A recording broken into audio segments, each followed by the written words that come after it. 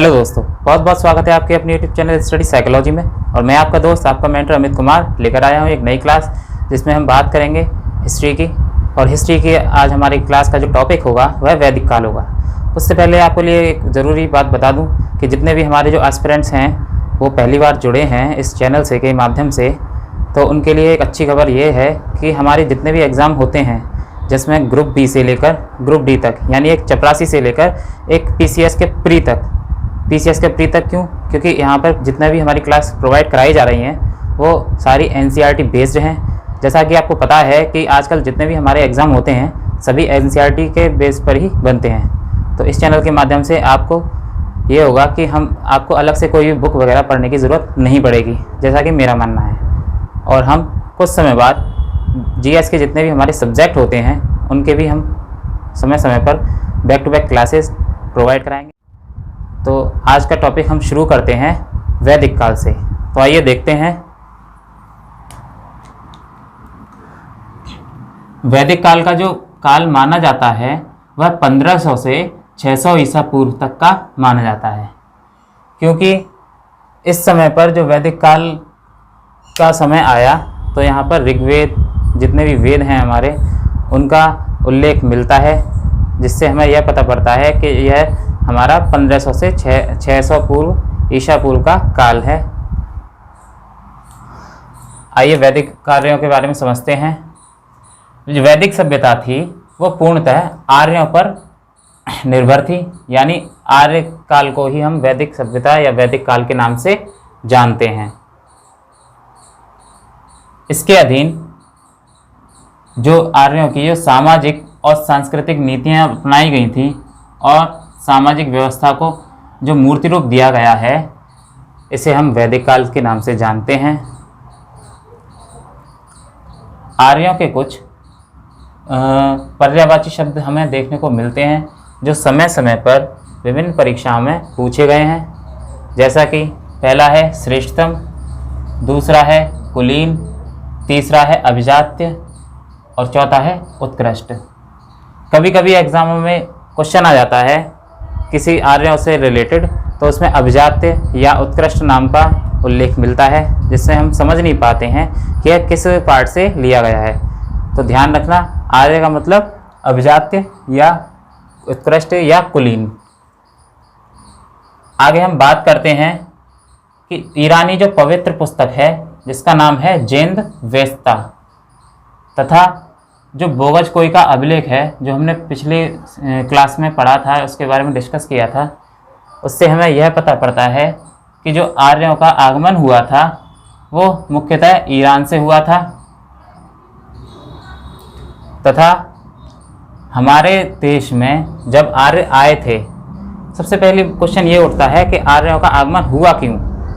क्योंकि जैसा कि आपको पता है प्राचीन काल से ही हमारा जो भारत देश है वह सोने की चिड़िया कहा जाता है। क्यों? क्योंकि यहाँ पर सभी हमारे सामाजिक और आर्थिक जीवन के भंडार उपलब्ध होते हैं। हमारे यहाँ की जो दशाएं हैं, परिवर्तन है, जलवायु परिवर्तन है, वह हमारे रहने योग्य बिल्कुल अनुकूल है। ना ज़्यादा गर्मी पड़ती है, ना ज़्यादा सर्दी होती है, और वर्षा भी उचित मात्रा में होती है। तो इसलिए आर्यों का आगमन यहाँ की दैनिक दशाओं को देखते हुए, सामाजिक और जीवन की दशाओं को देखते हुए उत्पन्न हुआ था।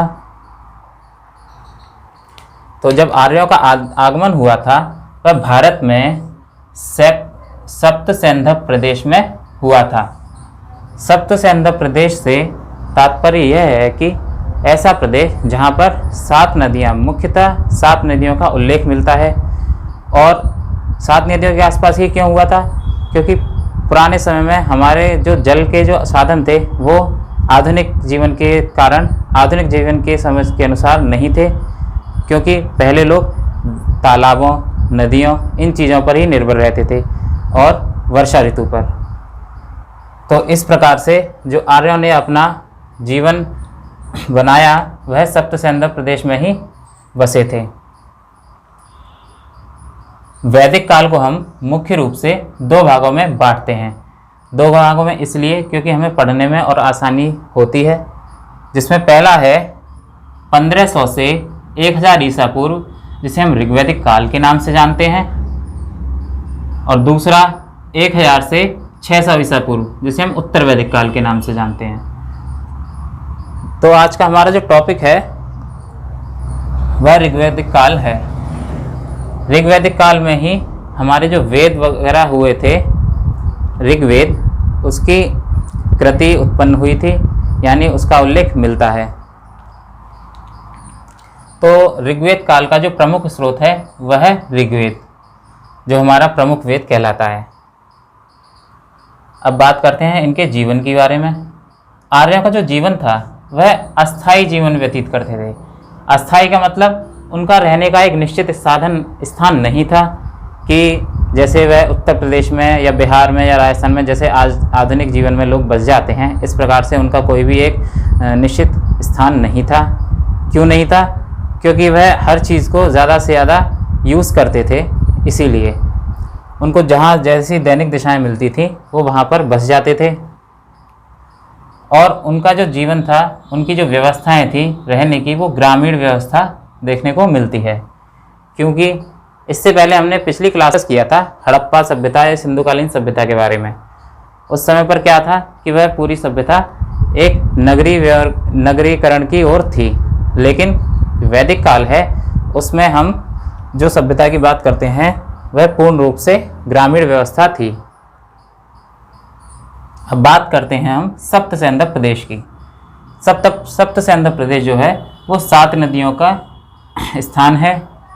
वह 7 नदियाँ प्रमुख कौन कौन सी हैं ये याद रखनी है। एग्जाम में पूछा जाता है कि सप्तसैंधव प्रदेश में जो प्रमुख नदियाँ थी 7, वो कौन कौन सी थी। कोई भी क्वेश्चन में डिस्कस कर लेगा, 4 ऑप्शन दे देगा, जिसमें से एक नदी वह ऐसी ही रख देगा जो उसमें नहीं थी। तो हमें याद करनी पड़ेंगी सारी की सारी, जिसमें पहली है प्रमुख नदी सिंधु नदी, और दूसरी सतलज, तीसरी चिनाब, चौथी रावी, 5वीं झेलम, 6वीं व्यास और अंतिम सरस्वती। सरस्वती नदी जो है वो आर्यों के जीवन की सबसे प्रमुख और दैवीय नदी है। ठीक है दोस्तों। और सप्तसैंधव प्रदेश को हम एक अन्य नाम से भी जानते हैं, जिसे ब्रह्मावर्त कहा जाता था। याद रखना, ब्रह्मावर्त किसे कहते हैं? तो वह सप्तसैंधव प्रदेश को ही कहते हैं। तथा हिमालय की जो चोटी है, हिमालय जो कोई चोटी थी, उसे मूजवंत कहा गया है। मूजवंत कहा गया है। अब बात करते हैं इसकी कुछ सैनिक इकाइयों की। जैसा कि किसी भी राज्य में या किसी भी देश में जब लोग रहते हैं तो वहाँ पर सैनिक भी महत्वपूर्ण भूमिका निर्भर करते हैं। तो वहाँ पर जो सैनिक प्रथाएं थी या सैनिक टुकड़ियाँ थीं वो इस प्रकार से बटी हुई थी। सबसे पहला शर्द, दूसरा व्रत और तीसरा गण सैनिक। ये सारी हमारी सैनिक इकाइयाँ थीं, जिसमें शर्द जो है वह सबसे पहली या एक केंद्र की भूमिका मान लो, इसमें केंद्र की एक तरह से सेना थी। उसके बाद व्रत जो कि एक राज्य के रूप में थी। तीसरी गण जो एक हमारी सामाजिक और एक तरह से प्रांत के ऊपर निर्भर थी। तथा अग्निदेव, अग्निदेव को जैसा कि हिंदू धर्म में अग्निदेव मुख्य रूप से देव हैं एक, उनको पथिकृत कहते थे। ये याद रखना है, पथिकृत किसे कहते थे? तो अग्निदेव को। और आर्यों की कोई नियमित सेना नहीं होती थी, यानी एक पर्टिकुलर सेना को या एक तरह से आर्मी बोल लो, आज के ज़माने में हम बोलें तो एक तरह से आर्मी, तो उनकी कोई एक निश्चित सेना नहीं होती थी। वो समय समय पर विभिन्न लोगों को भर्ती किया करते थे और अपने उनकी इच्छानुसार उनको हटाकर कुछ नए लोगों को हर बार भर्ती कर लेते थे। अब बात करते हैं आर्यों के जीवन की कुछ सामाजिक संरचना के बारे में कि उनका सामाजिक जीवन किस प्रकार का था। तो देखते हैं, सामाजिक जीवन का जो मुख्य आधार था वह था परिवार, यानी परिवार होता था। और जो परिवार होता था वह पूर्ण रूप से पितृसत्तात्मक होता था।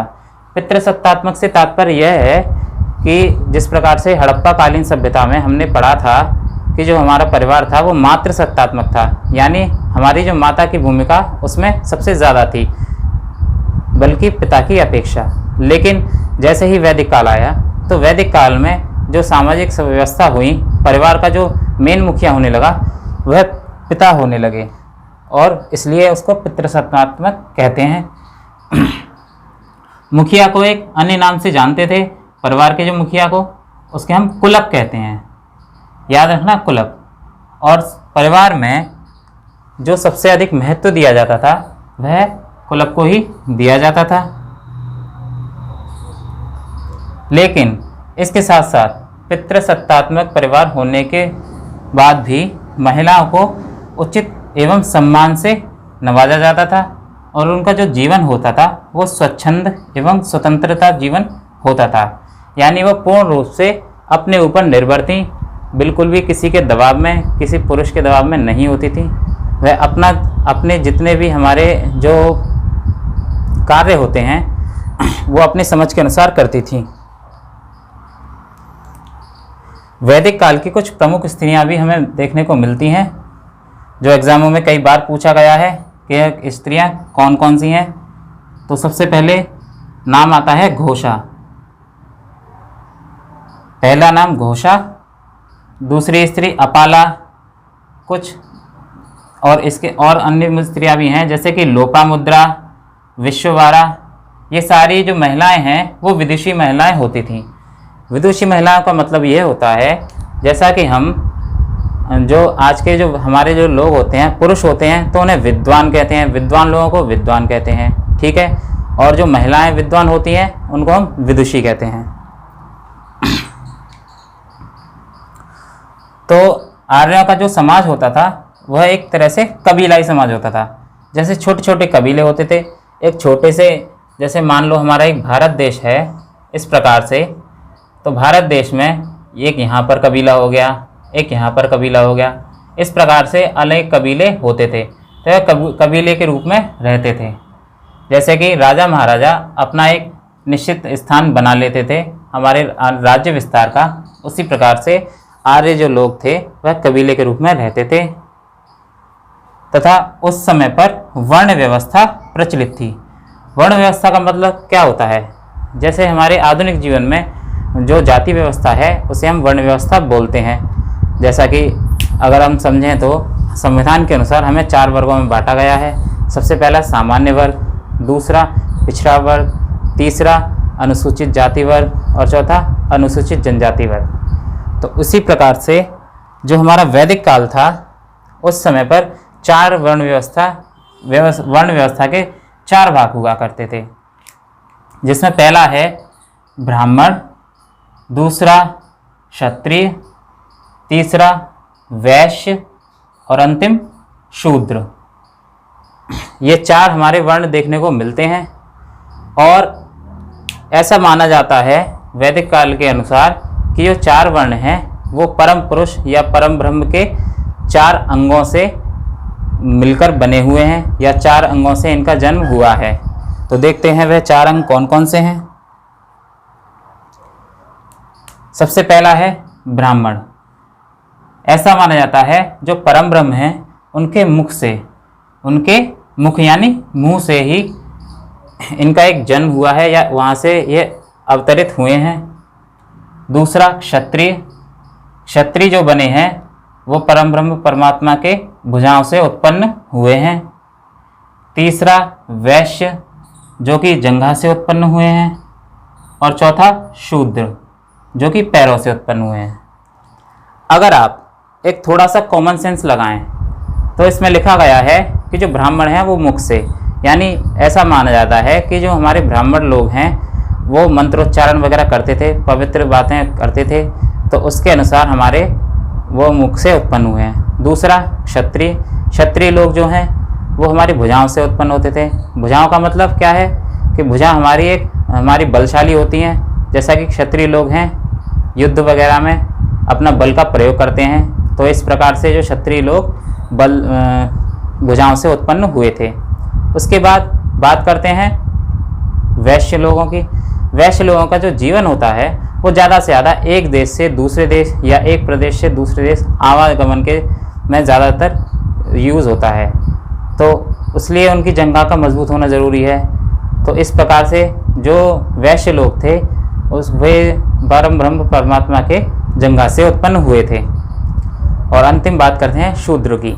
शूद्र पैरों से उत्पन्न होते हैं, क्योंकि शूद्र रूप को शूद्र जो कुल था या वर्ण था वो बहुत ही नीचा माना गया है, एक नीची व्यवस्था मानी गई है, इसलिए वह पैरों से उत्पन्न हुए हैं। अब ऋग्वेद के कुछ मंडल होते हैं जिसमें हम प्रमुख मंडलों की बात करेंगे।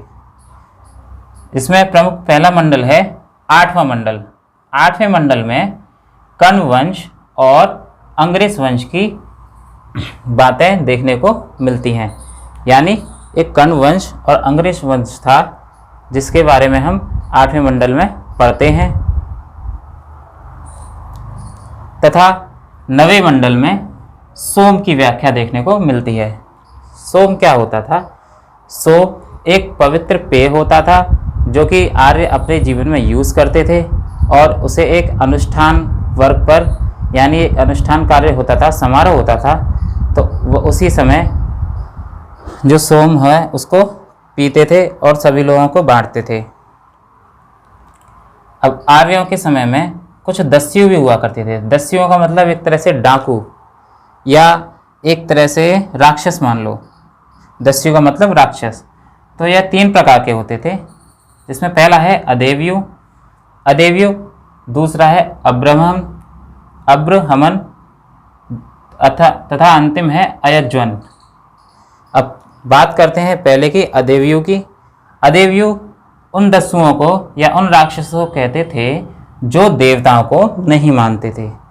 जैसा कि हमारे जो हिंदू धर्म है उसमें भी आपने देखा होगा, जैसे नाटक वगैरह आते हैं, रामायण महाभारत, उसमें राक्षस वगैरह होते हैं, वह देवताओं को नहीं मानते हैं और उनका समय समय पर राक्षसों से झगड़ा वगैरह होता रहता था। तो उन जो राक्षस होते थे अदेव्यु को हम देवताओं को ना मानने वाला कहते हैं। इसमें आता है दूसरा अब्रहमन। अब्रहमन का मतलब होता है कि वेदों को ना मानने वाला।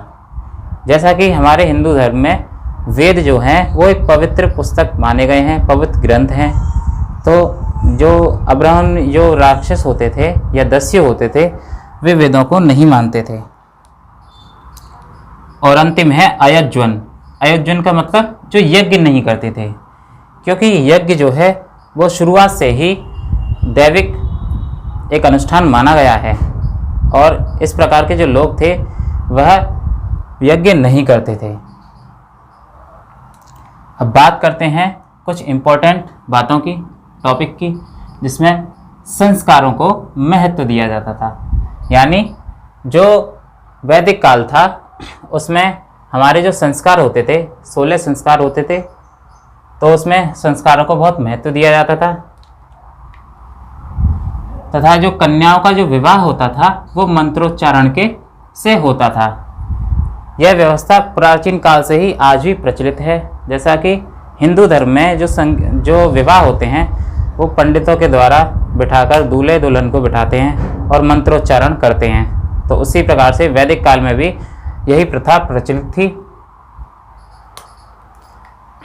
यह बात बहुत इम्पोर्टेंट है, याद रखने योग्य है कि लंबे समय तक विवाह ना करने वाली महिलाएं जो होती थीं उनको हम अमाज कहते थे। क्या कहते थे? अमाज। तथा उस समय पर बहुप्रथा नहीं थी। बहुप्रथा से तात्पर्य होता है कि एक व्यक्ति एक से अधिक विवाह नहीं कर सकता था। तो उस समय पर इससे हमें यह बात सामने आती है कि महिलाओं की जो दशा थी वह पूर्ण रूप से बहुत अच्छी थी, जो कि आज के ज़माने में बहुत ज़्यादा बेकार हो गई है। और विवाह के समय पर वर यानी दूल्हे को उपहार दिए जाते थे। जैसा कि आज के ज़माने में भी उपहार दिए जाते हैं, लेकिन वह एक दहेज के रूप में माना जाता है। लेकिन इसमें यह कहा गया है कि वैदिक काल में जो उपहार दिए जाते थे उसे वह दहेज नहीं कहते हैं। आगे बात करते हैं, बाल विवाह और सती प्रथा प्रचलित नहीं थी। जो आज के ज़माने में होता आया है कि जो लड़कियां होती हैं, छोटी छोटी लड़कियां होती हैं, उनका जल्दी से जल्दी विवाह करा दिया जाता है। लेकिन वैदिक काल में ऐसा नहीं होता था। दूसरी प्रथा जो हमारी कुप्रथा बोलें तो बिल्कुल गलत नहीं होगा, कि सती प्रथा प्रचलित नहीं थी। इससे यह है कि जब पहले किसी स्त्री का जो पुरुष होता था उसकी मृत्यु हो जाती थी, तो वह क्या करते थे कि उसके साथ साथ उसे भी मृत्युदंड देना पड़ता था। तो यह सती प्रथा बिल्कुल भी प्रचलित नहीं थी।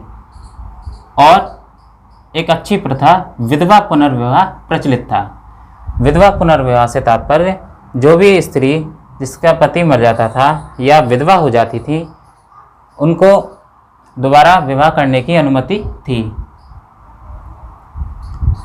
आगे अभी हमने बताया था, डिस्कस किया था, सोम जो था वो मुख्य पेय होता था, जो हमेशा आयोजनों पर ही परोसा जाता था। एक धार्मिक आयोजन हो गया, एक धार्मिक सभा हो गई, तो उस समय पर सोम जो पेय पदार्थ था वह परोसा जाता था। अब बात करते हैं इससे आगे मनोरंजन के साधनों की, क्योंकि मनुष्य जो है वो अपने सामाजिक जीवन व्यतीत करने के साथ साथ अपने मनोरंजन भी करता आया है शुरुआत से। आज के ज़माने में काफ़ी सारे आइटम्स आ गए हैं मनोरंजन के, लेकिन प्राचीन काल में इस प्रकार से नहीं था। वह पूर्ण रूप से प्राकृतिक चीज़ों पर निर्भर रहते थे। तो वह उनके जो मनोरंजन के साधन थे प्राचीन काल में, वह था संगीत, दूसरा नृत्य, तीसरा शिकार और चौथा घुड़दौड़। इन चारों साधनों के द्वारा वह अपना जीवन व्यतीत करते थे और मनोरंजन करते थे। इसके बाद बात करते हैं जो वैदिक कालीन लोग थे उनके प्रमुख परिधान होते थे। परिधान का मतलब वो किस प्रकार से वस्त्र धारण करते थे। तो आइए देखते हैं, जिसमें पहला है वास, दूसरा है अधिवास और अंतिम है पगड़ी। वास एक ऐसा वस्त्र होता था जो कोई भी पुरुष अपने शरीर से ऊपर पहनता था। इस तरह से मान लो जो कमर के ऊपर जो पहने जाती थी उसे हम वास बोलते थे। जैसा आधुनिक ज़माने में हम लोग शर्ट वगैरह या टी शर्ट वगैरह पहन लेते हैं, तो उस समय का जो वस्त्र होता था वास, वो शरीर के ऊपर वाला हिस्से का होता था। अब दूसरा बात करते हैं अधिवास की। अधिवास जो वस्त्र है वह कमर से नीचे पहना जाता था। जैसा कि हम आज के ज़माने में पैंट या लोअर वगैरह पहन लेते हैं, तो अधिवास कमर के नीचे के होते थे। और पगड़ी हमेशा सिर पर बांधी जाती थी। तो यह हमारी एक सामाजिक संरचना देखने को मिलती है। इसके बाद हमारी जो अगली हेडिंग है वह है आर्थिक जीवन। आर्थिक जीवन में क्या होता था कि अपने जीवन को व्यतीत करने के लिए वह किस प्रकार से व्यवसाय वगैरह या उनके जो प्रमुख कार्य थे वह क्या क्या होते थे। तो देखते हैं, आर्थिक जीवन पूर्ण रूप से भौतिकता से प्रेरित था। भौतिकता से प्रेरित का तात्पर्य यह है कि जो आज का जो वैदिक कालीन जीवन है वो उस समय पर सारी प्राकृतिक चीज़ों पर निर्भर था। यानी भौतिकता से मतलब जो हमें सामने देखने को मिलती हैं, जैसा कि पशुओं को अधिक महत्व दिया जाता था और गाय के लिए युद्ध होते थे, जिसे वह गणेशणा युद्ध कहते हैं। जैसा आपको पता होगा, हिंदू धर्म में गाय को एक विशेष महत्व दिया गया है शुरुआत से ही। तो गाय एक संपत्ति मानी जाती थी जिसे वह गणेशणा युद्ध करते थे, तथा संपत्ति के रूप में कुछ प्रमुख साधन यह थे, जिसमें पहला है रई शब्द। रई क्या होता था? मवेशियों का जो रूप होता था, मवेशी जिसमें गाय, भैंस, बकरी ये सारी चीज़ें आती थी, उनको वह रई कहते थे। और रई जो है एक संपत्ति मानी जाती थी। तथा इस आगे हम बात करते हैं कुछ ज़मीनों के बारे में, उनकी खेती से जुड़े उपकरणों के बारे में, जिसमें उर्वरा जो है वह जुते हुए खेत को बोला जाता था। यानी हमारे जो जुते हुए खेत होते थे वह वैदिक कालीन लोग उर्वरा कहते थे। दूसरा खिल्य, जो पशुचारण भूमि कहलाती थी। पशुचारण भूमि जिसमें घास फूस हुआ करती थी, जो पशुओं के चराने योग्य थी, या एक वाक्य में कह लो तो चारागाह। आगे सीर। सीर शब्द जो है वो हल के लिए यूज होता था, यानी वो अपनी भाषा में हल को सीर कहते थे। और ये बहुत इंपॉर्टेंट शब्द है सीता। सीता हल से बनी नालियों को कहते थे। जैसा जैसा हम आगे क्लासों में डिस्कस करते आएंगे तो सीता के मायने बदलते जाएंगे। सीता को कभी किस काल में अलग अलग नामों से संज्ञा दी है, जैसे एक काल में सीता को भूमि भी कहते हैं, पवित्र भूमि। और उसी प्रकार से सीता जो है वैदिक काल में हल से बनी नालियाँ कही जाती थी। तो बात ध्यान रखनी है कि किस काल में किस शब्द के बारे में, सीता के बारे में अगर पूछ रहा है एग्जामिनर। और अगला शब्द करीश। करीश क्या होता था? करीश गोबर होता था। यानी हमारे जो जीवन में गोबर का भी प्राचीन काल से ही बहुत महत्व रहा है, जो कि हमारे ईंधन का एक साधन उपलब्ध रहा है, हमारी कृषि योग्य खाद्य वगैरह बनाने में यूज़ होता है। तो करीश जो है गोबर को कहते थे। उनका जो प्रमुख अनाज था वह था यव। यव को हम जौ बोलते हैं आज के ज़माने में, पहले वह यव कहते थे। और सबसे ज़्यादा जो खेती करते थे वो यव अर्थात जौ की खेती करते थे। आगे बात करते हैं, वस्तु विनिमय प्रणाली प्रचलित थी। जैसा कि हमने पिछली क्लास में डिस्कस किया था कि वस्तु विनिमय प्रणाली होती क्या है। जैसे पहले गांव में क्या होता था, गांव में लोग अपने पास जब साधन नहीं होते थे, पैसे नहीं होते थे या धन नहीं होता था, तो वह गेहूं वगैरह जो अनाज वगैरह उसको देके कुछ चीज़ें दुकानों से खरीद लेते थे।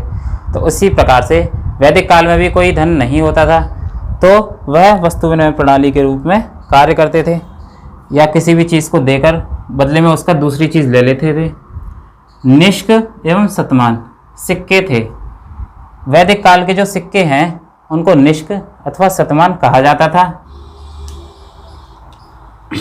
अब बात करते हैं वैदिक कालीन कुछ प्रमुख नदियों की, क्योंकि नदियों का महत्व प्राचीन काल से ही हमारे जीवन में बहुत ज़्यादा रहा है।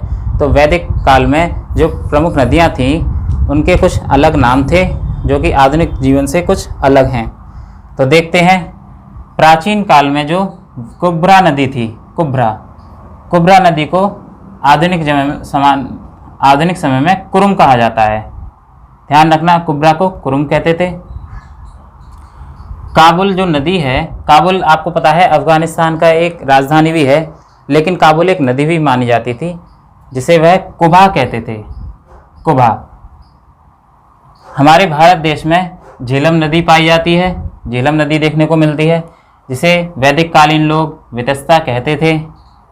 और एक अन्य नदी चिनाब जिसे वह लोग अस्किनी कहते थे।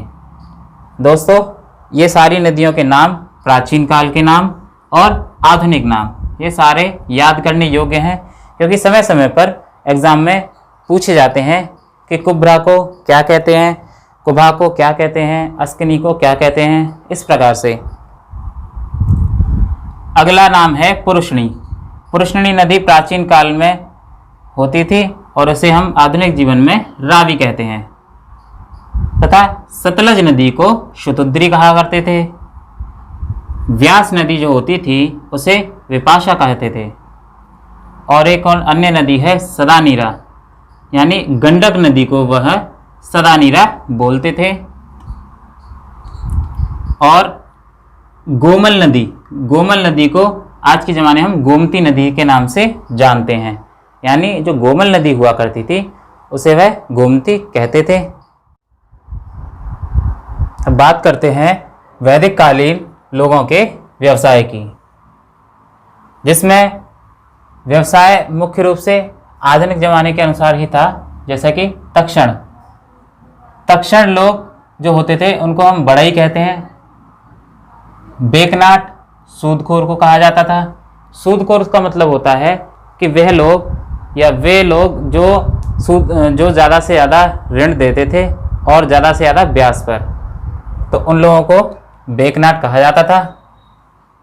कर्मकार एक तरह से आज के ज़माने का मजदूर मान लो। जो मजदूर लोग हैं वो किसी भी तरह का काम कर सकता है, तो उस समय पर जो मजदूर वर्ग था उन्हें कर्मकार के नाम से जानते थे। स्वर्णकार यानी जो गहने वगैरह जड़ते थे उनको स्वर्णकार कहते थे। चर्मकार जो चमड़ा वर्ग से संबंधित हैं, यानी ये चमड़े के जो जूते चप्पल इस तरह से जो वस्तुएं बनाते थे उनको हम चर्मकार बोलते थे। वाय जुलाहा लोगों को बोलते थे। जुलाहा क्या होते हैं? वे लोग जो दरी वगैरह जो बुनते हैं, यानी कपड़े वगैरह जो बुनने वाले लोग हैं उनको वह जुलाहा कहते हैं, यानी वाय कहते थे। और व्यापारी वर्ग पणी कहा जाता था। तो इस प्रकार से हमने देखा जो व्यवसाय में इन लोगों के इस प्रकार के जो वर्ग हैं मुख्य रूप से मिलते हैं, हमें याद रखने योग्य हैं। सबसे पहले इनके प्राचीन नाम याद रखना ज़रूरी है कि किस वर्ग को क्या कहते हैं। आगे हम बात करते हैं। जो सबसे पवित्र नदी थी वैदिक कालीन वह सरस्वती थी तथा सत्यमेव जयते। आपने देखा होगा हमारे जो भारत सरकार का जो मुख्य टैगलाइन है या एक तरह से लोगो मान लो, वो सत्यमेव जयते है, अर्थात सत्य की ही विजय होती है। तो सत्यमेव जयते जो टैगलाइन है जो हमारे नोटों पर लिखा होता है, यह भारत सरकार के द्वारा प्रमुख वाक्य है, वह मुंडक उपनिषद से लिया गया है। मुंडक उपनिषद एक ग्रंथ है, उससे उद्धरण किया गया है। तथा दूसरा जो टैगलाइन है अस्तो मा सद्मय, अस्तो मा सद्मय ऋग्वेद से लिया गया है। हमारा जो हिंदू धर्म का जो गायत्री मंत्र है वह ऋग्वेद के 3 मंडल से लिया गया है। कहाँ से? ऋग्वेद के 3 मंडल से लिया गया है। इसके बाद व्यवसाय के बाद हम बात करते हैं राजनीतिक व्यवस्थाओं की। जैसा कि आपको पता है किसी भी समाज को चलाने के लिए उसका राजनीतिक वर्गीकरण होना भी ज़रूरी है। जैसे हमारे आज के ज़माने में नेता होते हैं या केंद्र सरकार होती है, उसके बाद राज्य सरकार होती है, उसके बाद प्रांतों में विभिन्न नेताओं को नेतृत्व करना पड़ता है। तो उस समय की जो राजनीतिक व्यवस्था थी उसमें सबसे छोटी जो इकाई होती थी उसे कुल कहते हैं। कुल जिसे हम परिवार बोलते थे। और जो कुल का जो मुखिया होता था, कुल के मुखिया को हम कुलप कहते थे। तथा सारे परिवारों को मिलाकर एक गांव बनता था, गांव। और उन गांव का जो मुखिया होता था उसे हम ग्रामणी कहते हैं। यानी वैदिक काल में पहले कुल यानी परिवार का मुखिया कुलप और सारे परिवार को या कुल को मिलाकर गांव बनता था जिसका मुखिया ग्रामणी होता था। तथा सभी गांवों को मिलाकर विश बनता था जिसका जो मुखिया होता था वह विशपति कहलाता था। और विश के जो समूह होता था उसके समूह को हम जन कहते थे। और जन का जो मुखिया होता था एक तरह से नेतृत्व करता होता था उसे अधिपति कहते थे। यानी अधिपति का मतलब राजन या एक तरह से अपनी भाषा में बोलो तो राजा। तो इस प्रकार से देखा हमने जो राजनीतिक व्यवस्था थी वो 4-5 भागों में बटी। विश का जो समूह होता था उसके मुखिया को विशपति कहते हैं और विश के जो समूह को जन कहते थे। और जन का जो मुखिया होता था उसे हम अधिपति या राजन बोलते थे। राजन का मतलब एक तरह से राजा। तो इस प्रकार से हमारे जो राजनीतिक व्यवस्था थी उस जमाने की वो इतने भागों में बटी हुई थी। ये जो प्राचीन नाम हैं ये एग्ज़ाम के पॉइंट ऑफ व्यू से सबसे ज़्यादा याद करने महत्वपूर्ण है, तो इनको हमें याद रखना है। कभी कभी एग्ज़ाम पूछ लिया जाता है कि गांव से मिलकर क्या बनता है या विश से मिलकर क्या बनता है या उनके परिवार के मुखिया को क्या बोलते थे या विश के मुखिया को क्या कहते थे। इस प्रकार से जो वैदिक काल है उसमें दशराग्य युद्ध का भी वर्णन देखने को मिलता है। ये एक फेमस युद्ध था। दशराग्य युद्ध में क्या था, भरत जन एक कबीला था, उसका जो स्वामी था जो उसका नाम था सुदास। भरत जन का जो स्वामी था सुदास था और सुदास का जो युद्ध हुआ था वो रावी नदी के तट पर 10 राजाओं के हराया था। उसने 10 राजाओं को हराया था रावी की नदी के तट पर, इसलिए इस युद्ध को हम दशराग्य युद्ध भी कहते हैं। अच्छा, राजा का जो कर्तव्य होता था वह कबीले की रक्षा करना होता था। क्योंकि आपको मैंने शुरुआत में ही बताया कि जो वैदिक कालीन लोग थे वो कबीले के एक रूप में रहते थे। तो राजा का जो मुख्य उद्देश्य या मुख्य कर्तव्य था वह कबीले की रक्षा करना होता था। और वहाँ जो शासन था वो पैतृक शासन नहीं था। पैतृक शासन से मतलब है कि जैसे कि पहले क्या होता था, एक राजा हुआ, राजा ने काफ़ी समय तक अपना राज्य जीवन चलाया, उसके बाद उसका बेटा आया, उसके बड़े बेटे को राजा बनाया गया, फिर उसके बाद उसके बेटे को, इस प्रकार से शासन चलता रहता था। तो इससे क्या होता था कि एक ही परिवार के जो लोग थे वह राजा बनते थे। लेकिन वैदिक काल में इस प्रकार की व्यवस्था नहीं थी। जो योग्य था, जो योग्य पुरुष होता था या योग्य वर्ग होता था, वह राजा का पद संभालता था। तथा राजनीतिक जीवन में 3 तरह की समितियां होती थीं, जिसमें पहला है सभा, दूसरा है समिति और तीसरी है विदत। ये 3 प्रकार की संस्थाएं होती थीं जो मिलकर राजनीतिक जीवन को पूर्ण रूप देती थीं। जब राजा का राज्याभिषेक होता था तो वहाँ पर जो उपस्थित प्रधान लोग थे या मुख्य रूप से जो लोग उपस्थित होते थे उनको हम रत्निन कहते थे। क्या कहते थे? रत्निन। याद रखना, राज्याभिषेक पर जो उपस्थित लोग थे उन्हें हम रत्निन कहते थे। अब बात करते हैं जो संस्थाएं हमने तीनों बताई उसमें कौन सी संस्था में क्या क्या अंतर है। कभी कभी पूछ लिया जाता है कि कौन सी संस्था बड़ी थी या कौन सी संस्था छोटी थी, किसके में लोग विशिष्ट लोग थे, किसमें आम लोग थे। तो देखते हैं। सभा में क्या होता था? सभा जो संस्था थी वह विशिष्ट लोगों की। विशिष्ट लोगों से तात्पर्य है कि जो हमारे शासन के जो मुख्य लोग हुआ करते थे वह सभी सभा में उपस्थित होते थे। इस सभा में स्त्रियां भी सम्मिलित होती थीं। और दूसरा है समिति। समिति जो संस्था थी वह आम लोगों की थी। आम लोग जो जनता कह लो एक तरह से, यानी राजाओं के बाद जो प्रजा होती थी उनकी जो संस्था थी उसका नाम था समिति। अब अंतिम बात करते हैं विदत के बारे में।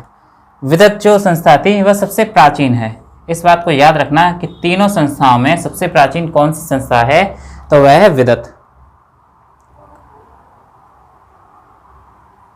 आगे बात करते हैं। राजाओं को विभिन्न नामों से जाना गया है, इसमें इसे पहले के नाम से कहते हैं जनस्य गोपा, दूसरा पुरुमित्ता और तीसरा विष्पति। तो कभी कभी एग्जाम में पूछ लिया जाता है कि जो राजा होते थे उसके जो नाम है जनस्य गोपा किसे कहते हैं, पुरुमित्ता किसे कहते हैं, विष्पति किसे कहते हैं। तो इन सभी को राजा के नामों की संज्ञा दी है। और जैसा कि पुराने ज़माने से चला आ रहा है कि जो बलि था यह एक कर था जो कि स्वैच्छिक कर था, यानी वैदिक काल में बलि को स्वैच्छिक कर माना गया है। स्वैच्छिक से तात्पर्य है कि अपनी इच्छा अनुसार, ज़रूरी नहीं हर इंसान को या हर लोगों को बलि देनी पड़े, तो यह स्वैच्छिक कर था। और आज के मतलब जैसे ऐसे हमारे जीवन आगे बढ़ता गया तो यह बलि एक धार्मिक कर भी होने लगा, जैसा कि हमारे बहुत सारे समुदाय में देखने को मिलता है, जैसा मुस्लिम समुदाय और हिंदू समुदाय में भी देखने को मिलता है। तथा वैदिक कालीन जो लोग थे वो कुछ प्रमुख देवी देवताओं की पूजा अर्चना भी करते थे। पूजा अर्चना क्यों करते थे? क्योंकि वह अपना जो जीवन है वह यह समझते थे कि हमारा जीवन पूर्ण रूप से देवताओं पर आधारित है और प्राकृतिक रूप से भी देवताओं पर ही निर्भर है। तो देखते हैं इसके कुछ प्रमुख देवता इस प्रकार से हैं। इंद्र जो है वो वैदिक कालीन एक प्रमुख देव हैं, जो कि इनकी विशेषता है युद्ध के नेतृत्व करता। यानी हम बात कर रहे हैं प्रमुख देव और विशेषता के बारे में। तो इंद्रदेव जो हैं वो युद्ध के नेतृत्वकर्ता कहे जाते हैं। दूसरे देव हैं अग्निदेव।